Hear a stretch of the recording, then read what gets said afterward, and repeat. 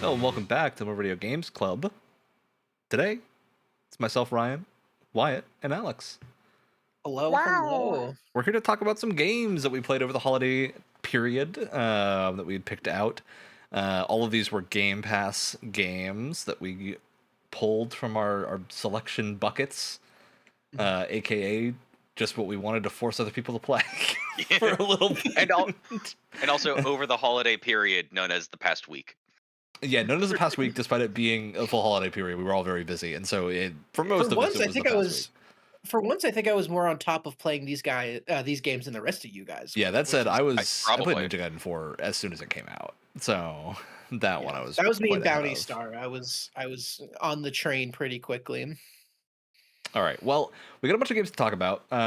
One of which we're gonna kick off with Ghost Recon Breakpoint, because this is an interesting one. I want to know why he Alex- picked this one, and I'm pissed off that he isn't here to explain himself. Other Alex picked he Ghost has Recon some explaining Breakpoint, to do. who does have explaining to do, but unfortunately had a conflict pop up and couldn't be here. So we don't have him to explain himself. Not only think that, he but said both he was Alexes just, have a conflict. Yeah, in Alex that is here couldn't play the Breakpoint because I couldn't get the Ubisoft launcher to work on my computer. Which because that thing sucks. I don't think we've tried an Ubisoft launcher game on this like sub show of Games Club before, so makes sense. Which I'm happy it was able to work for some people. That means it is not just a blanket problem, and it is in fact a me issue. It's only worked for me because I've played a fair amount of Ubisoft Yeah, I have a games number over of the other years, things on Ubisoft. and I've wrestled the wild, angry beast that is Uplay enough times where I think I kind of know what I'm doing. Excuse But you, why man, it's Ubisoft Connect now? Oh God, excuse me for Like the being- Xbox? Yep, Forgive my but with my it spelled ignorance. correctly, not KIN. So, Forgive my ignorance, but it is a tough launcher to wrangle. Let me tell yeah. you. So dealing with Ubisoft Connect already doesn't put it off on the best first foot. And okay, Ghost Recon Breakpoint's a really interesting one because this is the Ghost Recon game that came out and was so universally panned. It got like a solid 5 out of 10, I think, on most major articles, like ranging from 4 to 5. But it's been a couple of years, and since then, the public opinion of this has risen very dramatically. It's gotten tons of updates. They added in the old Ghost Recon mode where there isn't like gear scores and stuff, because there's kind of a bunch of like Destiny light mechanics or Division light mechanics here. Well, that's what I was that about you can to turn say. off. Is that they really wanted the Ghost Recon game to be more like Division. Were they trying to make this a live service? Was that? Well, it was live service. There was like a gear game very similar to it has raids Division. technically. Yeah, It's got like competitive PvP, a bunch of oddball stuff here that is not super cohesive. That said, I would say the game's at a pretty good spot now, comparatively to what I heard at the start. Like, I didn't have a lot of issues. I do think there's a bunch of just like, I think you can tell that this is a series that Ubisoft doesn't put as much focus on as their other like tentpole series like Assassin's Creed and Far Cry, because it's just a lot of little stuff. Like a lot of the character models and cutscenes just look a little weird and kind of flat. The dialogue delivery is usually pretty good, but the lip sync is not great. And like I don't know, it's really flat. It depends. Did you pick the male or the female character? Female. I did too. I feel like I've had a couple of the when it plays the cutscenes where you would see the male nomad voice. Doesn't work for me. That voice in particular did not sound good. But the female one seems fine. And yeah, it's just like a bunch of weird scale Ubisoft problems of like, okay, the game set up as you're abandoned on an island with no way in or out and nothing happening. It's like you and your squad alone with the couple of survivors from this group that are here and hiding out from this big corporation. And so you're in this like little hidden area that of course they call Erewhon, which as someone who lives near the grocery store Erewhon's feels really weird. Yeah. Because Erewhon's got a bizarre reputation in actuality as the super expensive grocery store that sells like sea urchin Get to the frozen dinner aisle. Like sea urchin based drinks. It's very look up Erewhon California. milkshakes. They're incredible. It's not in very like they taste California. good way, but in their $30 kind of way. Literally uncredible. Yeah, they're not great. No. But it means like anytime I hear an Erewhon thing, I'm immediately kind of put off. And then calling the hub Erewhon, it's just really funny Yeah, for that reason. I don't think that's a universal problem though. That's solely because I live near LA. But yeah, I think the setup there is like kind of interesting. This hub thing feels very Far Cry. The problem is it's got like a bunch of fake player characters that show up in this base in addition to real player characters running around like the Destiny Tower. Now, granted, I found out you can turn that off, which I think makes it much better. So it doesn't feel like it's some weird social hub in the middle of your bleak game where you're locked in a forest. I cannot stress this enough. If you do play this game, which you can find it pretty cheap on sales and stuff, do not play the default mode. It's terrible. It's really boring. Are there Play specific I think it's names called for like the... survival mode or something like that, or hardcore mode. So I forget there's exactly two what it's modes. called. And this is what I want to get into. this- So there's immersive mode, and then there's the regular gear level mode.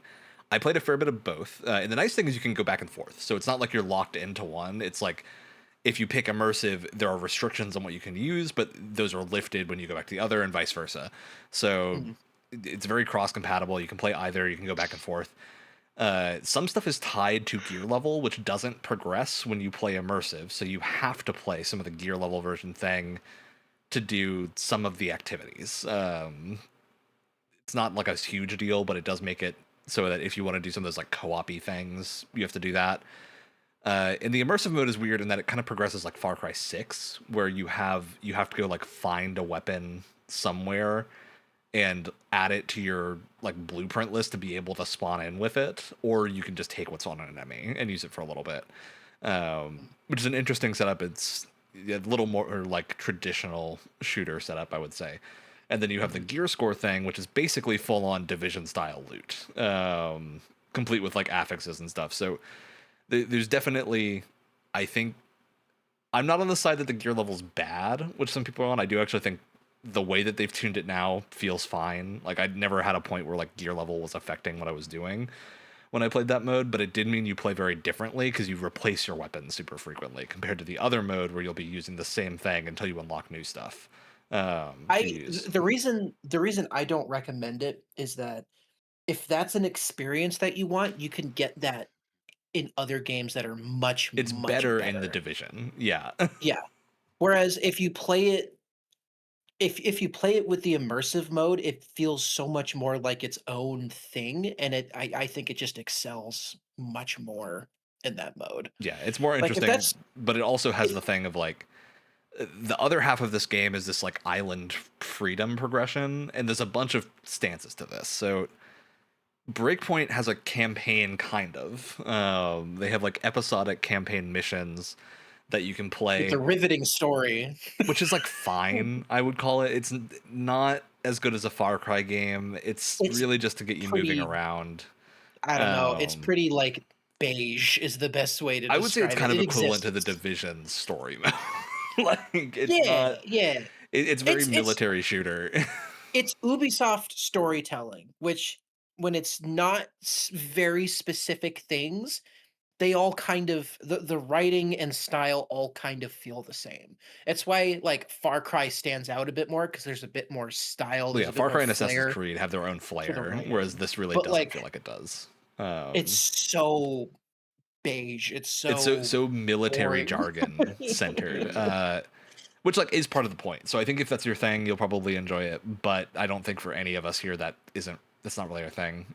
We like. I mean, it's not even good military jargon though. It's like just okay. It's like it's so boring. It's like watching a military TV show. You know, like, it's dad slop. A movie. It's that kind of like. Kind of generic, just overly done thing where it's like super your call signs are really important. Everyone calls each other with call signs and stuff like that. Sure. Which, granted, I do think works much better in the gameplay of like I don't know if you played with the AI companions where you have your like teammates, which is super fun. And to my understanding, that was not in the game at launch and got added. No, that was with the immersive mode. And I think it's far better that way because you get like your squad of companions and they're customizable. They have set names and they'll like call out to each other and to you. in You can combat, and then sync up like where they're gonna fire, which they is have the kind of sync fun. shot thing from Wildlands, which is really cool. The best part of that game was the sync Wait, shot. is It's so Yeah. is cool. Breakpoint or is Wildlands the one? Because I have this vague memory of when it was being shown off like first time, either like at Gamescom or back when E3 was a thing, or the Game Awards, where it was shown off, and they made a big deal about, oh, you like of the character falling from a certain height and breaking their leg, and That's then Breakpoint. hobbling around for the okay. Yeah, Because I that don't think probably is Wildlands had the Breakpoint. same kind of survival stuff. Yeah, it wasn't quite survival-y. It was more... Honestly, I think Wildlands is probably the better game if you want to go play a Ghost Recon open world game, because these do feel unique. Like there's a thing here where they're both more casual and more hardcore than Far Cry, if that makes sense, where the whole milsim like lingo and talking does add like an air here to the game that is a little bit more serious. Despite the fact that it's much easier, I would say, unless you tune the difficulty to be really hard. Like you can go into immersive and really raise difficulty stuff and like limit fast travel and do a bunch of things that will make it really hard to play unless you're doing very like slow paced and careful stealth gameplay, which is cool. I like having those options. But the And base tuning here is very easy, I would say. and on that note, there's a lot of cool touches, like kind of like what you mentioned, Alex. There's like you can fall off a ledge and like break your leg, but this honestly like the selling point to me that I thought was so cool. If you go prone, you can like smear mud or snow on yourself for like Hmm. camouflage, so like Ah, trucks or people can neat. drive right by and they won't see you. Just like Yeah. cool little details like that are really fun. Yeah, Hmm. that I'm a stuff's big all very fan of that. cool. And then especially with like the sync shotting, that makes it really cool. Where you can like line up your teammates or these little drones you can get that will do sync shots as well. And then when you take your shot, they'll all take a shot as well, and so you can kind of synchronize taking out pretty big groups that way. It feels Um, cool. It which is feels very really very cool. cool and very unique to this series. It's not a very like I've not played a game that has a similar thing to this. Um, and that feels super fun, especially when you can plan it out well and like get everyone in position in the right way. It's got squad management that's pretty simple but effective, is kind of how I'd Mhm, call it. mhm. The cool thing is you have a little drone and you can command your squad from the drone. So if you want to, you can like go hide in a bush, pull this little drone out, and then have your squad kind of go point to point, clearing people out It almost turns into like with a the drone. tactics, like strategy That's tactics game if you want to Yeah, do it that's that neat. way. It's it's That's very cool. pretty cool. neat. Yeah. But also none of this stuff was in the game at the start. Right, like aside from It's the like yeah. you had the drone, but the drone was just a spotting thing. It wasn't like the command or AI stuff, or your teammates. And then you had these like stealth mechanisms, but you were also the only person. Like it was you and whoever your co-op buddies were, not you with a teammate squad, and stuff like that. So I can totally see why at launch this was really disappointing. That said, yeah, it's in a good spot, I would say now. I don't think this is my genre of game in general, where it just feels, it kind of feels like the goal here is just to clear everything out in a weird way, where it's like go around the There are island, do the missions, and clear stuff out. I do think the reason because a lot of this on paper I really love, and when you're in the thick of it, when you're clearing out like a outpost or Mhm. whatever they're called, like it is a lot of fun. But there's a lot of slow downtime where you're slogging from like place to place and it's not super interesting. Like there isn't a whole lot of cool stuff to Yeah. discover while you're running around.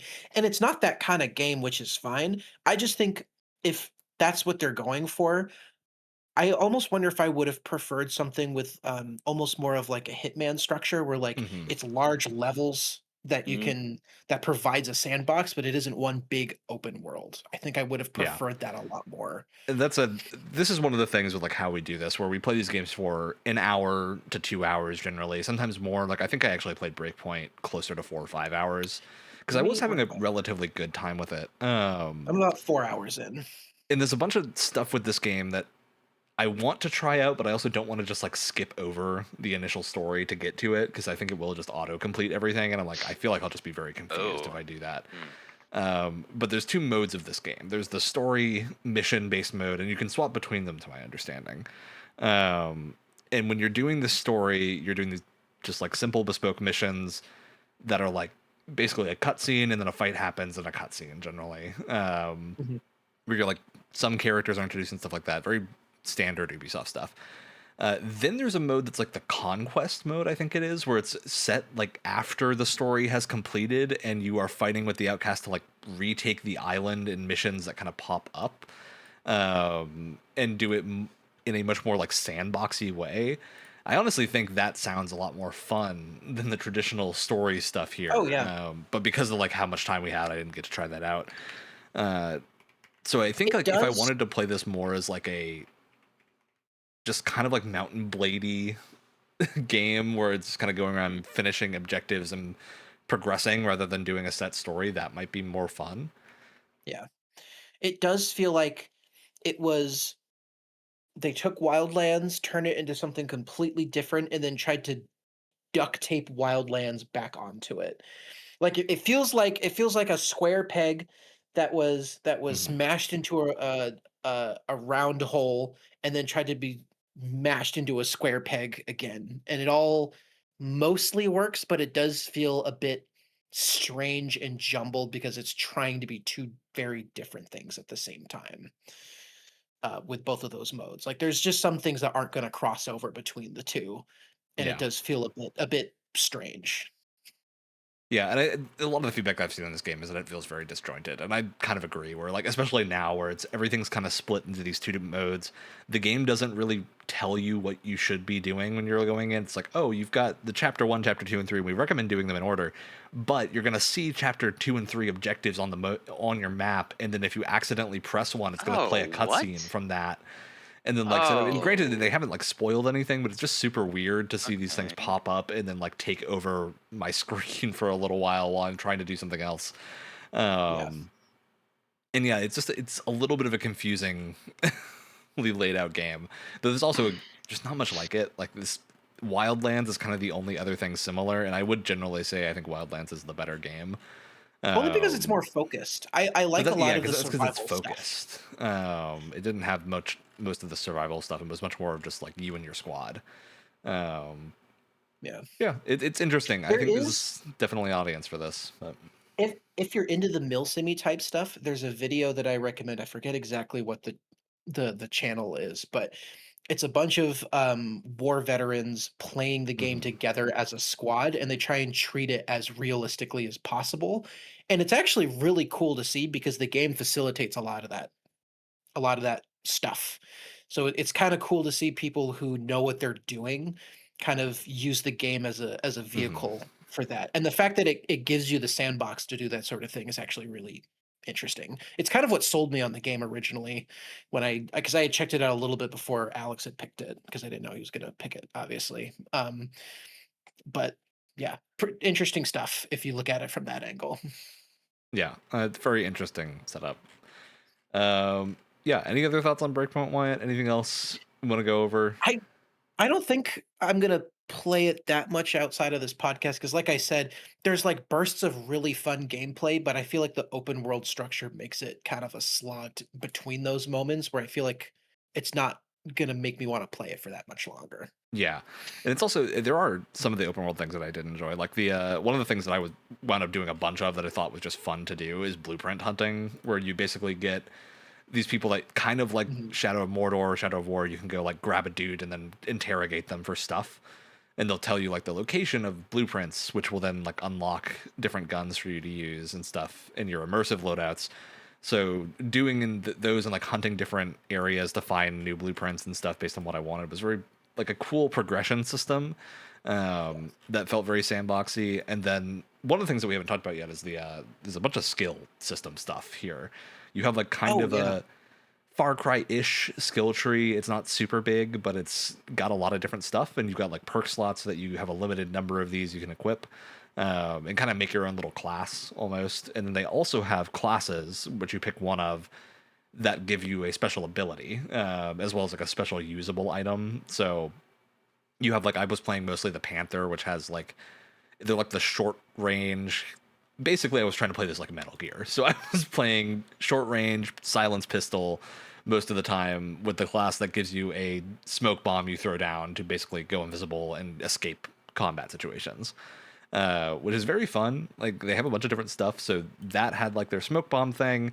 There's another class that has a grenade launcher you get to use. There's one that's got like a little drone that lets you call in an airstrike, which is very, very cool, and a bunch of stuff like that. So that bit is super fun, but it also wound up feeling to me kind of like a light version of The Division, in that like Well, again, that's it's it a weird 'cause that's progression what system lifted from another franchise, put it here. because that's what this game was originally supposed to like. I would love to play a version of this game where it was the immersive mode from the ground up and Yeah. not duct taped onto not Division.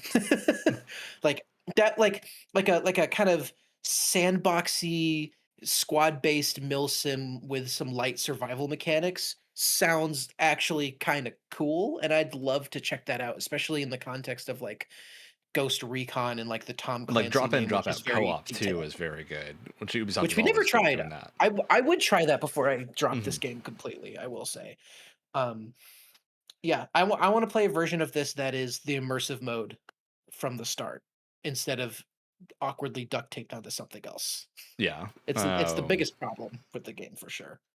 That's really the story of the whole game. It's just kind of a bunch of half-measured things that, if you're really into this genre, you'll probably like it. But if you're not, I wouldn't say this is going to change your mind. Wildlands might. I would say Wildlands is also a very good game. You know what I will Uh, say? We've talked about before how lazy Ubisoft has gotten with their character animations.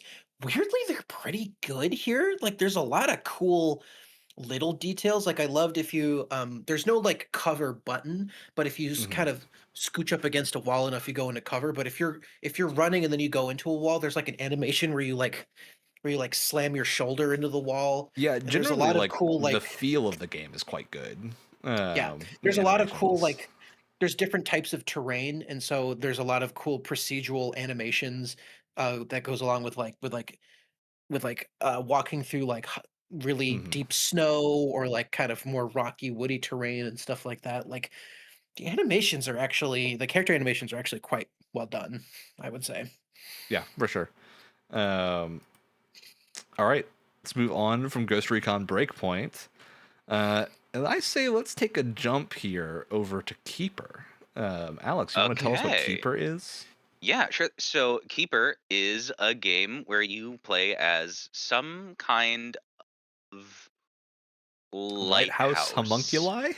Maybe it's possessed by is something, maybe it's a homunculi, maybe it's just quirky like that. But it has eyebrows and can emote quite well. Yeah, That and with your little sidekick bird thing? I think Twig. It's a it's Twig the bird. definitely bird. a bird. Twig the Twig the bird. bird. She's lovely. There are, but yeah, it's a nice cozy little like atmospheric puzzle and exploration game with some non-verbal storytelling, and there are some puzzles in it that where you do stuff with the bird that really make me uncomfortable. Way of describing It's it. also very well stylized to the point where I think this art style is going to age very well. Yeah. Uh, Oh, for sure. and is this made by the people who made Psychonauts? Is this Yeah, the yeah. This is Yes. same Double Fine. dev? Okay, Double Fine. Yes, it is. I think it's with all that being said, I think generally this is absolutely a fine game. You might even call it double fine, which is to say good. Um, I I've played this on both mouse and keyboard and controller because I was curious about it, and this is definitely much more of an early game problem that mostly goes away towards the end, but it's still noticeable with things that I don't want to spoil at the moment because that's deeper in. But I get what they're going for here. You are at first you are just like a new lighthouse homunculus thing finding your legs. It's difficult to walk and you keep falling over and stuff, and the controls sort of fight against you. That eventually goes away. The camera never stops fighting you. Yeah, the camera is odd. Because so the loose general control scheme for this game, and it does change when you do certain things or like certain sections of the game. There's bits where you're controlling Twig and not the lighthouse, and so things will kind of change a little bit. Generally speaking, you're moving with the left stick, and then the right stick is beaming your light Yes, in yeah. different directions. That changes in some areas. Again, even though I didn't play as far as Alex did. I think I don't want to spoil any of the actual twist stuff here because I think it's much more fun if you find you these can cool also gameplay focus. mechanics for yourself. You can also focus your light. I think that's a pretty early on Yeah, thing you've that got we like don't have to worry about spoiling. your basic set of abilities is moving, directing your light, getting Twig to do a thing, and then making the beam focused and stronger but cover a smaller area. And so you've got like those four things forming your like general move set, if it were. There's no camera control in that move set. And movement is such that it always depends. It is contextual on where the camera is pointed. However, if you continue holding something, like if you're holding the direction forward, I found that it's almost a 50-50 chance on whether or not, if you're going forward, you move into a different like area where the camera angle switches. If you continue holding it that way, it will go like the So I'm direction going to tell that you you were exactly in, what that it was is, Alex. intended. It's Resident Evil controls. God. It's fixed camera controls. So it's going to, what it does is when you go into a new area, if you're still holding the thing down, it's going to keep you going relative to the direction you were going, which is not the same direction that it looks like you should be going based on where your thumb is. As soon as you move your thumb at all, it's going to start going in the correct direction, quote unquote, based on where the camera is, which can make it really hard to keep track of what is going on. Now, that's not a problem necessarily. I think it's mostly just like inherent with going for a fixed camera angle game. There's not really a much better way of handling that rather than you start heading in various directions every time the camera changes, which causes its own huge set of issues. Where like one of my favorite problems with that control scheme is when you go into a room and then you're holding the button, but the room orientation is different when the camera swaps and you just walk back out the door you came in or something. So you don't have that problem with this game, but you have the separate problem of like it's disorienting sometimes. And that's made worse with the right stick where you're directing the beam because the beam is also I think what my head wants the beam to be is relative to what the camera's seeing in like moving it like a mouse cursor almost. And there's that the is not how the beam actually button. Controls. There's the recenter button. I've found that while it's not you need to use disorienting, it's sort of a pain button to constantly have to use. The recentering will make it feel more like that, but what'll happen is like as soon as you start moving that lighthouse like light, it's going to move relative to where it currently is, not like where your camera is centered. So if you keep holding right, it's going to swing around and then look like it's going to the left and then swing back around and do stuff like that. That can make it kind of hard to know exactly what you're doing without recentering. And it's tricky because I feel conflicted because I was having some of the similar like camera awkwardness that you guys are explaining, and I'm having a hard time parsing how I feel about it because on the one hand, you're a giant freaking lighthouse on freakish legs, like it's good. Like I think it feeling kind of awkward is kind of the point in a way. Yeah, I would agree. But then there's this other side of me of like, this is a game that's very much about light puzzles and vibes, right? And you want the game to flow really, really well. And so I feel like the flow both in controls and pacing is really important. But if you're kind of awkwardly swinging your light around constantly, that kind of gets in the way of that at the same time. And it was like the one thing that I was battling in my head the whole time was like, you have this gorgeous looking game. It looks gorgeous sounding beautiful as well. It's like the best interpretation of like 3D like painting almost. Painting. Yeah, it's gorgeous. Beautiful score. The fixed camera has a lot of really nice like angles and shots and stuff. But when you're like constantly, like Ryan said, you're going in and out of different transitions of the cameras or doorways or whatever, it kind of ruins that flow. So it's kind of tricky. I don't know where I land. Like it's something that's been on the brain a lot, but I don't know where I land with it. I think the fact that it's kind of short makes it not bother me as much because to my understanding, I haven't finished this game.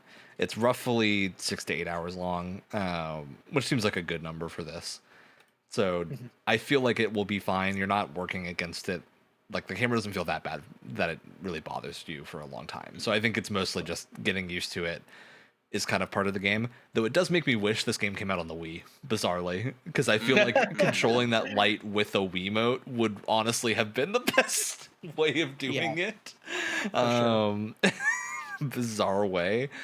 But yeah, I feel like that would be the most fun way to control that, and a way that makes sense is using like a Wii and a nunchuck in a bizarre um, dual-handed method. But yeah, I think on a regular controller it feels a little bit awkward. That said, gorgeous game. This really is kind of just a slow-paced puzzle platformer, and platformer is even being a little bit generous, I would say, to what the game is. Where like there's I not wouldn't even call it a platformer. I don't even think that counts, it's to like be an honest with you. exploration game more than a platforming game. Yeah. Like you're not really Yeah. being challenged by input at any point. It's more about moving forward and like finding sometimes puzzle solutions. Sometimes it's just using the right buttons in sequence. And there's not Yeah. really a fail state. Which again is not a problem. Like I'd put this in the same territory as something like Journey or Abzu. And those games I are was some of just my about to favorite. say, Yeah. So like just know what you're getting into here. It's not super mechanically dense. It's not going to be super challenging, but it's really atmospheric. The music is great. The visuals are great. Yeah. I think this is generally a very good time and a super easy recommendation if you have Game Pass as well. Is like a Mm. if it doesn't cost you anything to play, yeah, absolutely give this a shot. But yeah, if you don't, I think this is going to be if you really enjoy things like Journey and Abzu, that's kind of how you know that this is probably up your alley, I would say. Yeah, I'm curious, Alex. Any other thoughts on Keeper? Um, I don't really think any that don't involve spoilers to say. Mm. Um, I'm gonna continue to play this. I feel like I am at least 2/3 of the way through. I have to be, Yeah, I if likely not will very too. close to the end. Because even I'm not as far as you are, but I feel like I would be able to complete this in a pretty reasonable amount of time, and it's still very fun. I do have to be in the right like mood to play it, but when I'm in the Mhm. right mood, it hits really, really well. And It's a good like I right will before bed game.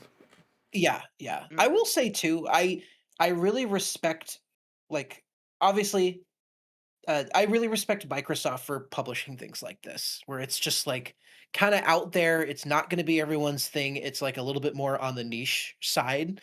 But I respect that they're putting their publishing arm to projects like this as Yeah, I well, like which is Double cool. Fine taking swings. They always make Yeah, some very cool stuff. And so kind of like interesting for a Double Psychonauts 2 was Fine still game. relatively recently. Yeah. So Well, and it's kind of interesting for a Double Fine game because they're kind of known for like their visuals, but also their dialogue. There's mhm. no dialogue in the entire game, so it's kind of out of their comfort zone in that aspect, which I kind of like. Still some very good visual storytelling. Yeah. And there are optional things. I have found a few things off the beaten path that I'm sure there's more So of down the line. the optional things that are trying, are those like just the little statue things, or are there It different seems like the whole main thing is the puzzles? Or statues okay, that you find, but they're cool. Mhm. You get some neat little stuff in those. So yeah, I think there's a fair amount of cool stuff here. It's also just a game like there's not a ton to talk about with Keeper in a weird way. Yeah. It's not a long game. There's 4 buttons really, so Mm. not a ton that I think we can keep going on about having just played the first bit. But yeah, definitely super cool. So sounds like all of us are intending to keep playing this at least in our off time, given that Yeah. it's a nice, short, easy to complete one. Uh, let's take a jump then from Keeper, and I'm gonna say the thing that's probably gonna be fun to go to. It feels like we're gonna have the most to say about Wyatt. So let's Oh jump into no. Ninja Gaiden 4. All right, as you said earlier, two sides of the spectrum. Okay. Yeah. So Ninja Gaiden 4, it's the sequel to Ninja Gaiden, the rest of the Ninja Gaiden series. 3, revolutionary bad game. Nobody liked 3. It's playable in the Master Collection. There are some good things about it, but generally speaking, it is by far the worst game of the collection. Ninja Gaiden 4 is now a like revamped effort of a joint the joint Ninja Gaiden development team and team Platinum Games. and a handful of other groups, and they made a full-on like Ninja Gaiden Platinum game, basically. And man, does the combat feel good. And man, it doesn't have that Ninja Gaiden challenge, which I think is really... Boy, the combat feels great. Enemy density and the fuck you-ness of how they throw people at you, not so much. So I'm going to preface this by saying Alex and I have had very different experiences. I appreciate and I love the Ninja Gaiden games. They hate me. I think they're just difficult action games. I don't think it's that they have any animosity towards you. No, they personally hate me. They've developed sentience to fuck me over. In general, I think this is not as hard as 1 or 2 could be, but it demands more of you faster, is kind of how I'd say it. There are more defensive options readily available, but they are more punishing if you miss them.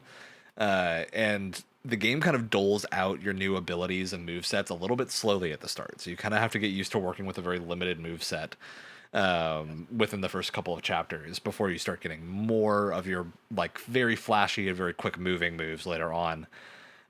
New protagonist, we have Yakumo here, who is a Raven Clan ninja instead of Ryu, although I believe they've shown that Ryu is a playable character in trailers. That said, I don't know anything about the rest of the story of this game, aside from the first like 2-ish hours that we played. I'll be honest with you, I was not paying super close attention to the story. And I would say that's fine. Man. So I actually paid pretty close attention to the stories of Ninja Gaiden 1 and 2, and then kind of in 3, but 3 is not great. Ninja Gaiden 4, I think there's clearly a thing they're going for here. But I think it gets so into the weeds of Ninja Gaiden mythology really quickly that it just is hard to follow. It was so much jargon in the first like half hour. It was making my head spin. Especially because this is like seemingly jumping a bit forward from where we ended up in the last Ninja Gaiden stuff into you have the city is fully like buried underneath this big dark dragon and a bunch of stuff like that. And you're just dealing with a very different feeling setting than the rest of Ninja Gaiden, I would say, where like a lot of the rest of Ninja Gaiden felt more demon heavy and more like ninja heavy, whereas this is basically going into like Metal Gear Rising territory with the equivalent of like cyber ninjas and stuff like that. Wait. You haven't run into any robot dog enemies yet, have you? No, but I'm further along than you are, and so yeah, I just if that happens, if I have to deal with dog enemies in this game, I'm turning it off. Oh, I thought you said you had. I thought that was the No. implication. Okay, I was a little confused. But yeah, It's like, very different feeling setting. I would say Yakumo is quite a fun protagonist with the way that his moveset works. He's got like his normal mode moveset, which is very similar to Ryu, and then he's got you hold the left trigger down and go into blood form and do a bunch of crazy stuff. And that like really twist cool. Works well. Character, like I don't know, like personality wise, he's just a soggy, he's really sad emo brick boy. Wall. Yeah. He's a brick wall of a character, and I would generally say a bad way. It doesn't. He reminds me of like what every anime obsessed middle school like kid thinks is cool. Yeah. Which however, I might. And that might be part of the story, though. I want to give it some credit and say it might be part of the story. I don't know if this is going to shock you guys. I actually think this game's fucking rad. Oh, it's great. I'm with you on that one. I'm actually super into it. It's like, oh, hello, this is the first Ninja Gaiden game I've ever fucking enjoyed, ever. Because this one has competent controls, not the best camera, but a camera that works. Let me tell you something. There's been some incredible technological advancements in the realm of video games, right? So many buttons on this thing. What do you do with all of them? One of the crazy things that we've seen in third-person games, in first-person, in many video games, is this thumbstick right here. You know what that does? It moves the camera.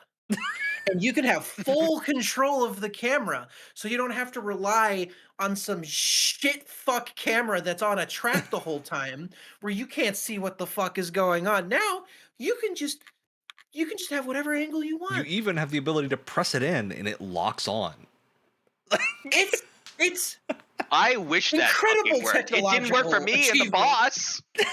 I'm being He a little keeps dashing off facetious. camera. I'm being a little bit facetious, but I need like genuine remakes of the other like 3D Ninja Gaiden games because I'd probably enjoy them so much more Mhm. if they just had cameras that you could move. And this one, I was so excited when I saw that you can move the fucking camera. I cannot express how excited I was that they finally reached this technological achievement. I gotta say, the obliteration attacks in this game look so good. Yeah, That's the like, yeah. and I'm very glad. The thing I was worried about with this game, as someone who enjoyed the other Ninja Gaidens, the three, very using that word very loosely, the seeing the Ninja Gaiden-ness translated, despite it being like a very different feeling setting, the mechanics and the gameplay still feels like Ninja Gaiden. Like they actually, it really brought over a lot of the abilities and stuff from the other games. Like you still have your swallow dash attack that you do with your sword. You have the dismembering enemies and then using obliteration attacks on the dismembered enemies to get your goop back and be able to fight back better. This character has essentially a like bloodborne healing system of if you take damage, you can do more damage back and then get it back as you like rip the blood out of them. And just a lot of cool stuff like that. And yeah, a lot of your abilities seem very fun from the ones I've unlocked. I think there's multiple weapons that you gain access to. I don't think any of us have gotten to that point yet. I've gotten one of the weapons that you get. Oh, you've from- actually gotten to a new weapon. I'm like 4 hours in. I'm like over 4 hours in. I'm 4 I don't know if you hours want me in to- I and I don't know if just you want me barely to say beat the what it first is. boss. Oh, go know if ahead. you Yeah, want me to- spoil us on the first weapon, please. Tell us what the first one you get is. It's a sword that's also a giant fucking drill. So That's you can sick. like drill it into- Oh. It's fucking Oh. It's sick. Because yeah, your first weapon is essentially twin swords in your regular form that turns into one gigantic sword when you go into your Blood Raven. Yeah. And part of it too is I think this game feels more difficult at the start because it doesn't do a great job of tutorializing the whole Blood Raven thing. This is one of my biggest complaints, and I'm sorry to interrupt. No, go for it.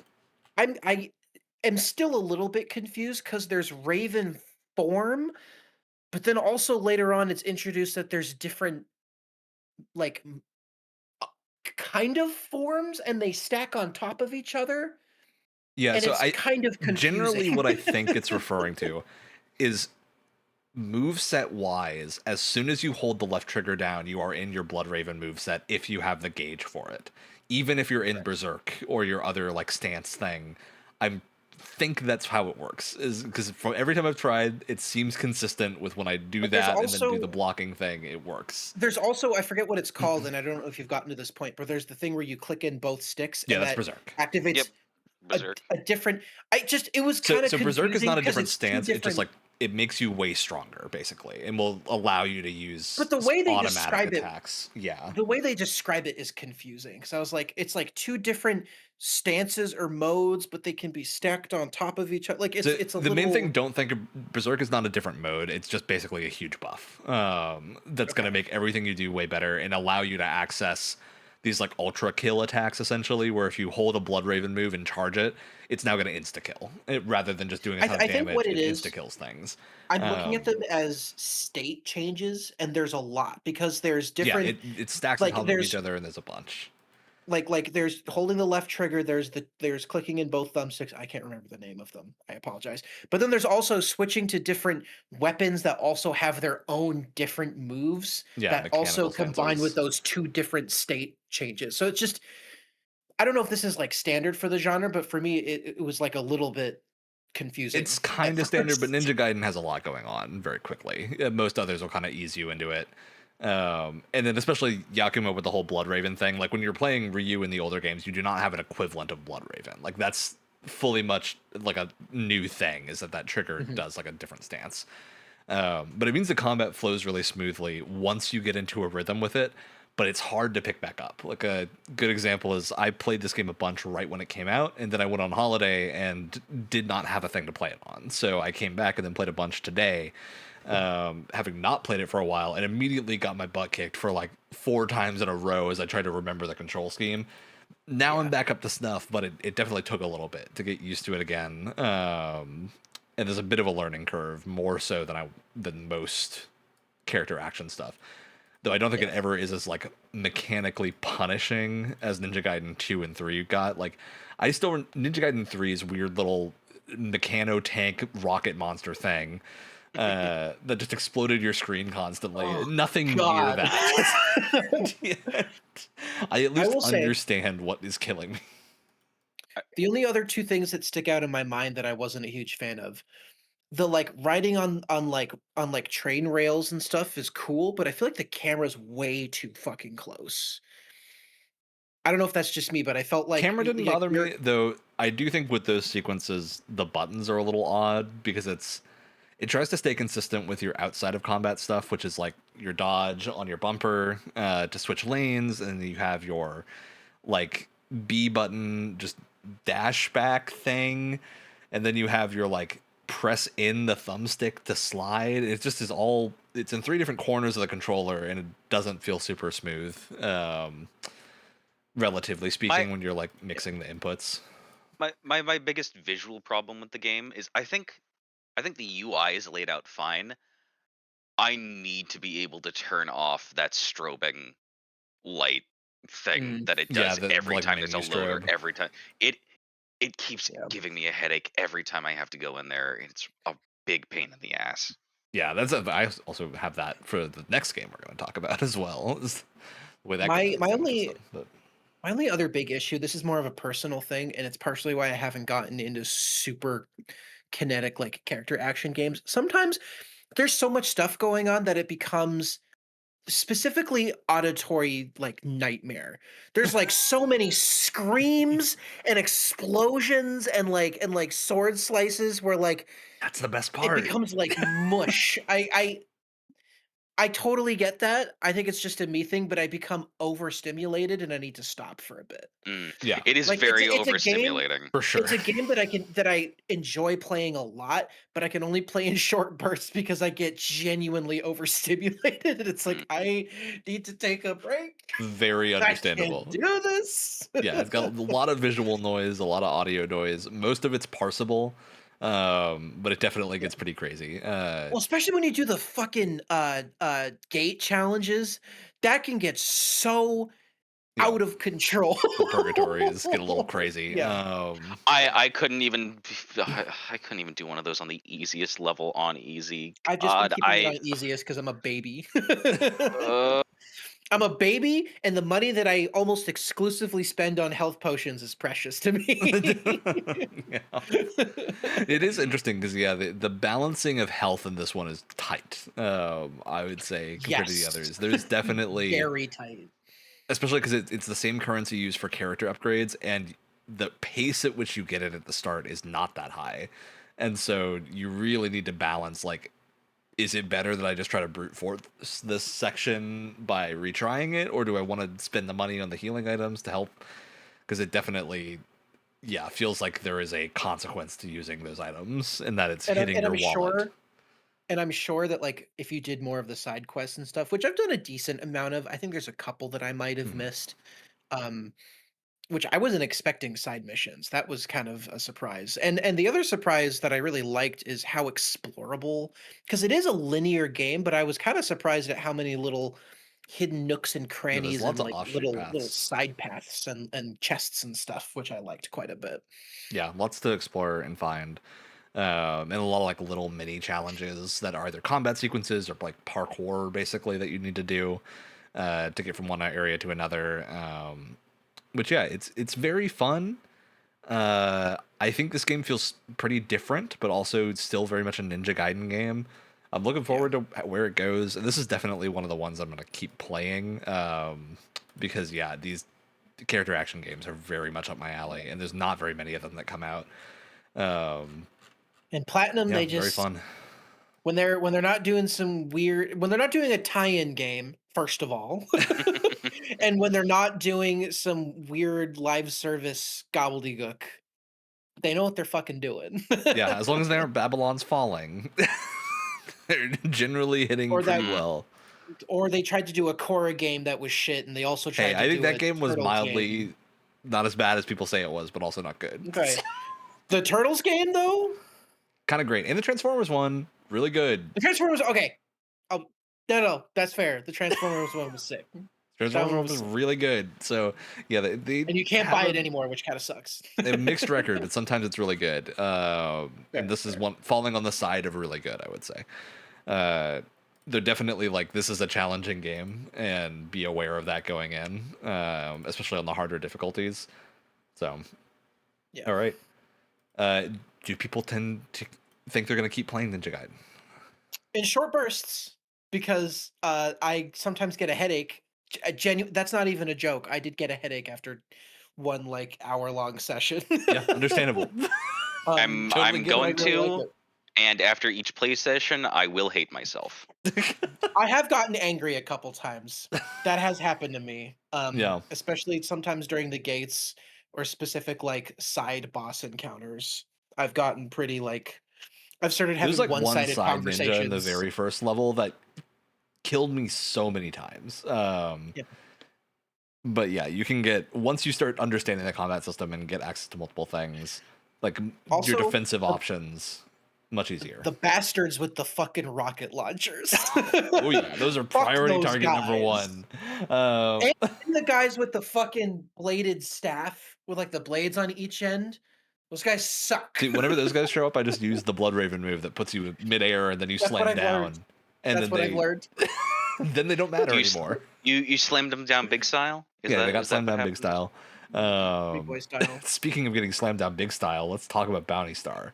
Because it seems like Clem kind of got slammed down big style at the start. So, Emotionally and physically. But Yeah, not physically. so- She was kind of on top of her game. So I'm this done. is. Are you done? Yes. Trying to fucking move.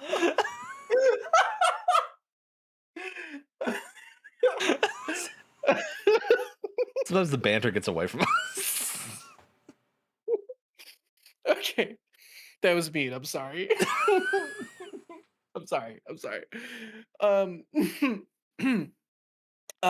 So this is an Annapurna game, which I keep forgetting about. I feel like this kind of game isn't normally in Annapurna's Yeah. wheelhouse, but it was an interesting pick. But it's kind of it's a mech combat / gardening game where you play as an ex-military Mhm. like mech warrior named Clem, where the last mission she was in kind of ended in disaster, and she had to dig all the corpses of her squad mates, thus naming her Graveyard Clem. Mhm. And now she's trying to get her life back together by taking on bounties in a giant mech where she goes and fucking stomps on people while also cooking and gardening and trying to like power up her like shitty home and trying to make it her own. Turning it into a homestead. Mm. Proper homestead. Yeah. Homestead. That was the word I was looking for. Thank you. This game tries to do a lot of things. This is like a first-time developer. It's a pretty small team, and I feel like with a lot of it, you can tell that they were stretched pretty thin. But what I think helps is that it's a very focused game. It knows exactly the Mhm. tone it wants. It knows the setting it wants. It knows what it wants to be. And I think it's also held up by like a rock solid structure. Like it's got a really good like you have kind of 3 parts of your day, morning, evening, and night. And that kind of separates out your different bounties or the different tasks that you have to do around your homestead and stuff like that. Yeah. Which It I also think holds mechanically up. affects your combat missions as well, because heat management is really important. Well, which is why I said it's focused, is because everything Yeah. kind of fuels the missions that you go on in your mech. And I think a lot of that holds up a lot of the kind of jankier parts of the game that are very apparent. Yeah, it's really interesting because like as Wyatt knows, Alex and I play a lot of mech games. We like our mech games. Especially, like, I've played basically every mech game that is on Steam that is relatively well known. And it's really interesting seeing this one because there's a lot that it does really well and a lot that it gets, like, just slightly off, I would say. Well, like, the customization is kind of like a light version of Armored Core. And that's a good level, I would say, for what this is going for. It's not too in detail, but you do have a good amount of, like, you can swap weapons and there's different weapon types and the boom hammer feels good, and that's very important is that the boom hammer feels good. And then you've got your, like, sub weapon stuff and different types of dashes and stuff like that, which is very cool. You always have a melee and a ranged weapon. The ranged weapons seem to be pretty varied in terms of, like, you start out with a little revolver. I have, like, a weird shotgun thing, and they behave very differently. So it seems like you've got a good variety there. There's a lot of literally it's a based weapon on, that's like, just a giant brass knuckle sick. that you That's punch super robots cool. with. It's fucking awesome. And yeah, it's a neat, like, mix of combat stuff with this, like, homesteading system and, like, crafting, almost like bootstrapping character, like, mechanic thing.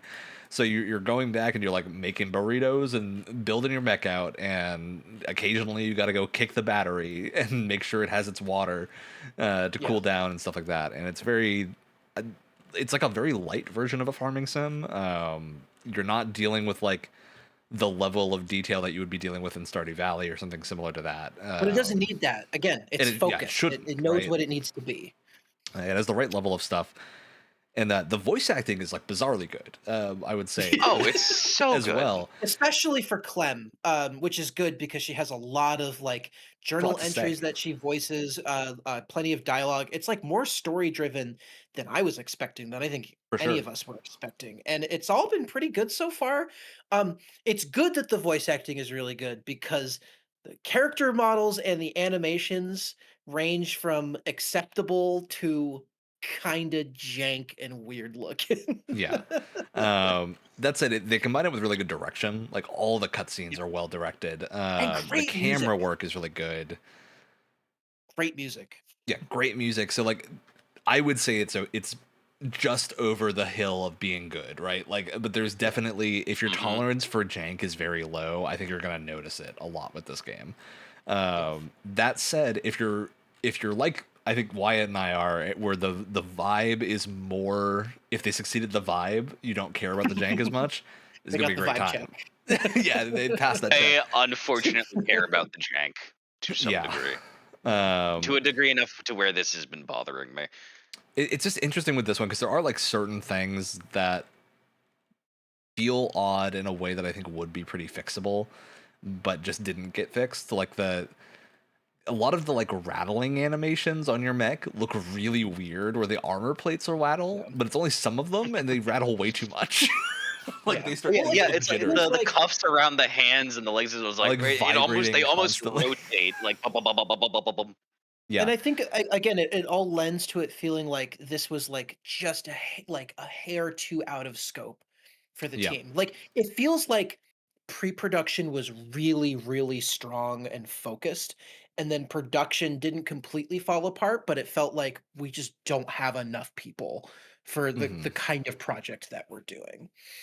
Yeah. And especially in presentation, and I think also in control to a certain extent, you can kind of feel that. Yeah, and some of the balancing too is a little off. Not necessarily in, like, difficulty wise. I think the difficulties felt fine, but some of the bonus challenges you get in these missions are insane. They're stupid. Where it's like, clear it out within 90 seconds, but also don't get hit, and also go break a bunch of stuff. Yeah, and it's like, for the first mission, that's an intense set of challenges for a game where there's a lot of stuff flying around. Which I will say, one thing that helps, and, like, again, this is it's still a bit over the top, but it's like, if you can get the like main mission done in, like, 90 seconds, then you can do a lot of the side stuff after that without affecting the clock. But again, it's like you're basically skipping everything in the mission to just finish. It's weird that main missions especially have time, like, not time limits, but time encouragements almost. whereas like I'm fine with a side mission being like, oh, try to finish this under 2 minutes because that is fine. But when it's a story mission or it's like a cool setup, I don't want to rush through it. And weirdly, the phrasing. So specifically with how long, like a side objective will be. Mhm. There is something so weird that and I don't know if this bothers anyone else. They call it par time. Yeah, So I it's like, totally get what okay, you're saying. so Oh. here's the thing: the par time. So the This average ain't time golf. that you want someone. Well, it's not even that. It's like, let's think about this, right? So the gardening and all this other stuff ties into the mech missions. It's like the meat Mhm. of the game. But the par time to beat the objectives for the main part of the game is 90 seconds? Is that what you want? Like, Takes more that than just 90 seconds to kill 2 enemies. but, like, I'm not that's not even what I'm saying, like, even if it was achievable in 90 seconds, it's like, all of again, the homestead stuff, the gardening stuff is all meant for the missions, but you're expecting people to beat it in 90 seconds, so it's like, what are we building up to, if that makes Yeah. sense? It feels if they just didn't call it par time and it was, like, optional time or something, I wouldn't even be talking about this. It's such like a weird just complaint, but it's like the phrasing of it specifically is kinda strange Yeah, to I me. for sure get that. Yeah, there's lots of just little bits that are like that where it feels a little bit less fully polished and like the jank removed. That said, it Yeah. does generally work pretty well. I'd say the story is pretty compelling. Yeah. In the start, it's very much like kicks off into your traditional, not even necessarily revenge plot, but like a character trying to come back It's a to something redemption that was, plot. that was Yeah. taken from them, which is interesting. The homesteading is like simple but just enough to keep your attention, I would say, which is exactly where Mhm. it needs to be. It's like kind of like one step below like a Rune Factory. Where Mhm. Rune Factory is another like series that is like combat and farming, and then Rune Factory, the farming is a little bit more important, and then this one it's kind of dropped down a bit. Um, and yeah, generally, I think like the vibe of the game is near flawless. The Yeah. environments look really good. It's just a lot of the little stuff, like the character models and the animations, especially, are a little bit janky. The direction's good, but you can tell because the direction is so good that the character models being a little bit worse kind of stands out because Yeah. they're like being set against this really impressive like framing of a camera and then just Yeah. kind of like standing like a brick there. And it's why you have moments that work really well is when characters aren't moving as much. Like, Yeah.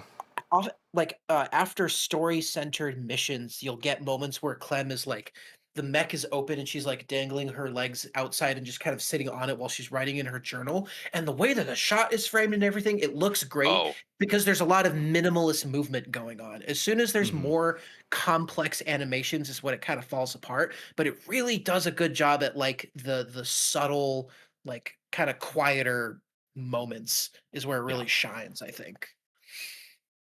Yeah, but the loop is compelling. Like the gameplay loop Yeah. here, I think is really fun. I know Wyatt, you're a fair bit further along than either Alex or I got into this.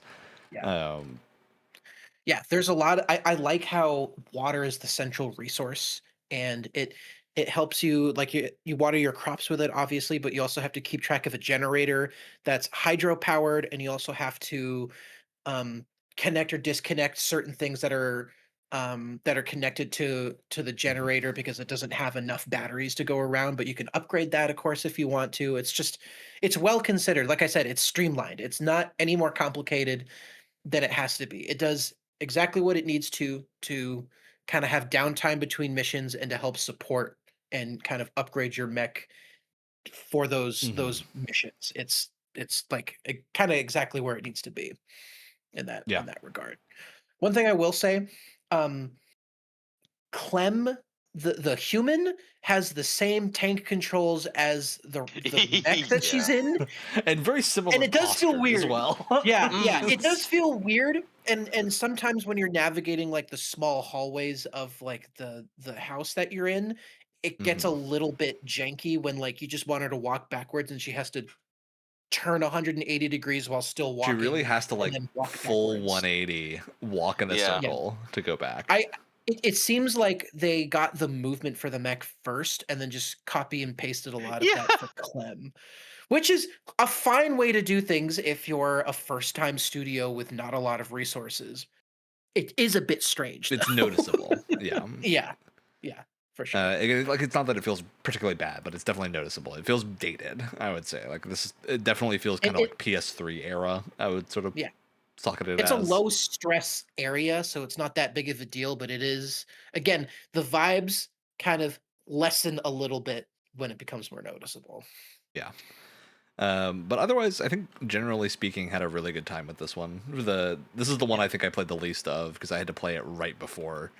But yeah, had a good time with it. So I like it quite a bit. It's a good Steam Deck game as well. It seems like runs it. well. The controller layout is good. I think I kind of prefer keyboard and mouse a little bit because I think it kind of cuts through some of the jank that you would find in the controls otherwise. Kind of Mm, makes up for that. Um, but no, it's a good Steam Deck game as well. I like it quite a bit. I think it really just comes down to how much, kind of like what Ryan said, it really comes to how much jank you want to deal with. yeah. And for me, I think it makes up in a lot of other areas where I can forgive a fair bit. Plus, it's a mech game, so if the controls are a bit janky, kind of fits. Yeah, It it kind of makes depends. sense. Because I actually would say the mech controls feel pretty good. Yeah. In general, they feel responsive. There's specifically, this is something Alex brought up, is the chain sword feels weird. Mm. And I think it's because the way Mm. their animations are working is they don't really vary based on if you hit a thing or not. So the Yeah. chain sword has like hit stun even if you're hitting nothing. So it's hard to tell like when an attack with that actually connects or when you're just kind of animation locking yourself. Yeah. But it felt better with the boom hammer that I got because that one just kind of That's it just explodes whenever you hit something, and so you hit the I ground, it I still I have explodes. I have ran into the occasional frustration where I'm trying to melee an enemy mech, and even though it's right in front of me, sometimes you get so locked into a melee animation where you kind of slide right past it, Yeah, and you're not actually yep. hitting anything, and it can cost you precious seconds during a fight. I will say one of the coolest things, the temperature system is really cool. So your mech can overheat, and that's affected by the environment that you're in, the time of day that you're in. So if the sun is overhead, it's gonna it's turn up the basically straight out temperature of a Mech lot Warrior, more. a very Yeah. Mech Warrior system. And if you stand in like puddles of water or rivers or under waterfalls and stuff, it'll dramatically cool your mech, which I thought was a cool Oh. touch. Yeah, you enjoying this one is making me wonder if you would enjoy one of the newer Mech Warriors. I As feel a like thing. it's a name that I see a lot. Isn't there one on Game Pass right now? There might be. I don't know if it actually. I don't know which one it is if there is, but I've played quite a lot of I think five. it's 5. Yeah, they're pretty good. There's also a little bit jank, but yeah, MechWarrior 5 is on Game Pass. It's a good fun one. Cool. All right, well, that was our selection of games that we talked about. I'm gonna ask: does everyone intend to keep playing Bounty Star, or is this more of a Wyatt game? I'll keep I playing. I wanna get to the parts that don't feel as jank, but I think I'm gonna put it down for a little bit. Yeah, I need the mood to strike me again. I similarly, I think I'm probably gonna end up putting this down, not necessarily because I'm not having fun with it, but because I was also playing Daemon X Machina 2, Mm, which is a similar Mhm. thing, and I would rather be playing one of them, not both at a time, and then go to this one when Yeah. I am next looking for a similar thing, which is very frequently with mechs. So yeah, I think definitely a lot of fun here. All right.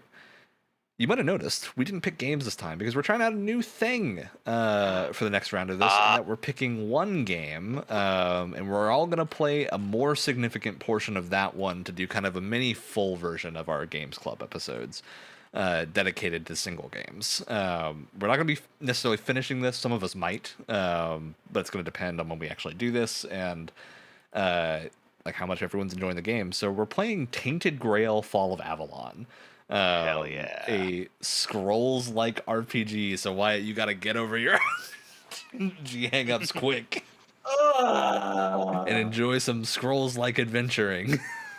I uh, can't go away. It won't go away. I can't leave. I maybe can't being leave. forced to play it will help. with the goal that we play at least 8 hours of these before our next convening of the Games Club. At which point we'll have a more in-depth discussion about Tainted Grail. And then I'm also going to say for that one, we're going to treat it as the entirety of Chapter 1, excluding main story, of the Act 1, excluding main story, is open for discussion. So, like, side quests especially. Okay. We're going to be treating this as a classic book club type thing. And then, yeah, we'll figure out next month if we're going to go back to our regular format or do a different single game thing when we do that episode. So, look forward to a Tainted Grail dive in next time.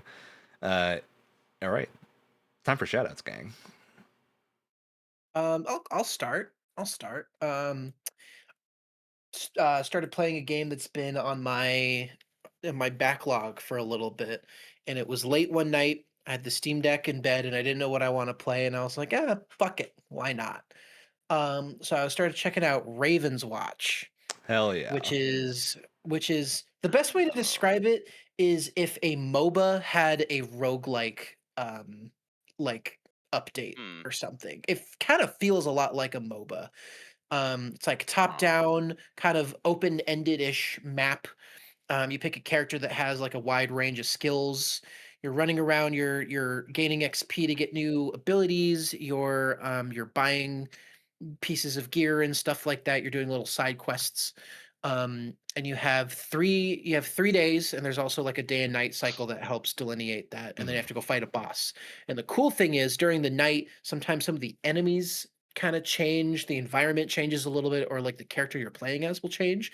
So there's a character where also it's in a land where like it's all of these like classic fairy tales and mythology and that sort of thing. So one of the characters you play as is Little Red Riding Hood, or she's called Scarlet in this. But what's fun is that during the day she's like Little Red Riding Hood, but then when it turns nighttime she turns into a werewolf and has like kind of a different move set, which is really fun.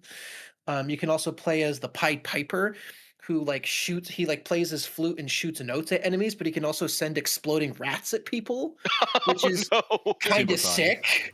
You also have like Sinbad, who can use the djinn to do different moves, and your ultimate does like a ton of damage, but you only get to do it 3 times throughout the entire game because it's 3 wishes from a a genie or something like that. This is a stacked storytelling roster. It's really cool. There's also Beowulf. Very cool. Beowulf. Beowulf. Ooh. There's there's Jack and Jill, which is kind of funny. There's Romeo and Juliet has like a giant like fuck off shotgun, which is kind of fun. Apparently tomorrow Merlin is coming to the game. Oh, no kidding. God. Very cool.